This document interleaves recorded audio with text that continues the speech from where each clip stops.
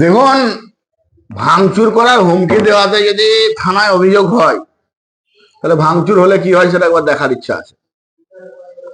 জেলা পরিষদ অভিযান হবে, জেলা পরিষদে আমরা আমাদের যে ঘোষিত কর্মসূচি, সে কর্মসূচির নির্দিষ্ট সময় আমরা করব। যারা ভাই ভাতিজা ভাগনাদের রোজগার করিয়ে দেওয়ার ঠিকা নিয়ে জেলা পরিষদকে ঠিকা পরিষদে পরিণত করেছে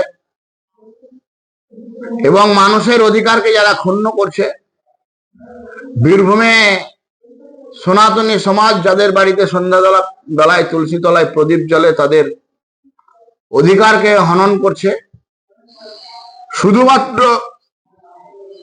পারিবারিক কিছু লোকেদেরকে রোজগার করিয়ে দেওয়ার প্রচেষ্টা চালাচ্ছে, তাদের জন্য, তাদের বিরুদ্ধে সত্য কথা তোলার জনগণের সামনে আমাদেরকে দায়িত্ব দিয়েছে বীরভূমের জনগণ।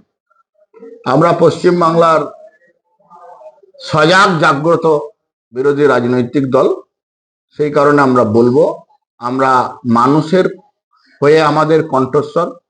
তৃণমূল কেস দিয়ে কেন আমাকে জেল খাটিয়েও কিছু রুখতে পারেনি, আমি তো জেল খাটা মাল, রুখতে পারেনি। স্বাভাবিকভাবে এইসব ভয় দেখিয়ে কেস করে বিরাট কিছু হবে বলে আমার মনে হয় না। বীরভূমের মানুষের কাছে আমরা দায়বদ্ধ।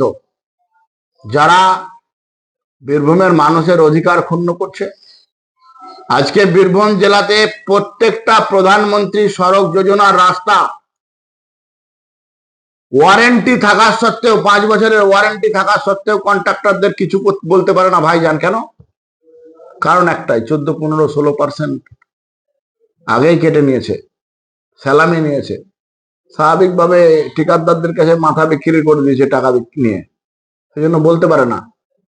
আর আজকে সমস্ত প্রধানমন্ত্রী সড়ক যোজনার কেন্দ্র সরকারের টাকা, সেই টাকা নিয়ে দুর্নীতি হয়েছে।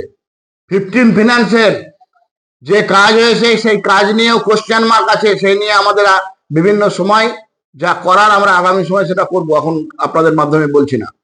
এর তদন্ত হবে, ভিজিলেন্স হবে এবং সেন্ট্রাল এজেন্সি হস্তক্ষেপ করার জন্য আমরা চিঠি অলরেডি করছি। স্বাভাবিকভাবেই এর শেষ দেখে আমরা ছাড়বো।